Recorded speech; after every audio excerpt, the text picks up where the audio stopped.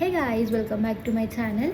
Guys అయితే మా father army, so అప్పట్లో ఫోన్ కాల్స్ లేకపోతుండే కాబట్టి మా అత్తకి లెటర్ రాస్తుంటే నేను ఇప్పుడు చదువుతున్నాను. శ్రీయుత గౌరవనీయులైన అక్క బాబు గారికి నీ యొక్క తమ్ముడు సంజీవ్ రెడ్డి నమస్కరిస్తూ రాయునదేమనగా, నేను ఇచ్చట క్షేమంగానే ఉన్నాను.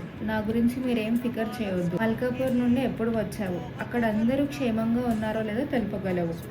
నేను వచ్చిన తర్వాత సరిత అంటే మా మమ్మీ బాధపడుతూ ఉన్నదా? సరిత ఆరోగ్యం ఎలా ఉన్నదో కూడా తెలుపగలవు. అక్క, ఇంకో విషయం ఏంటంటే, నువ్వు మధ్య మధ్యలో అంటే 15 to 20 రోజులకి ఒకసారి మల్కాపూర్ వెళ్ళి సరితకు కొద్దిగా ధైర్యం చెప్పి ఆరోగ్య వివరములు తెలుసుకుంటూ ఉంటావు అని చెప్పేసి అనుకుంటున్నాను. ప్రియమైన బావగారికి నాపై దయ ఉంచి అక్కను మాత్రం 15 to 20 days ఒకసారి మల్కాపూర్ పంపించగలవు. ఏవైనా తప్పులుంటే క్షమించగలవు. ఇట్లు నీ యొక్క భావం మెరది.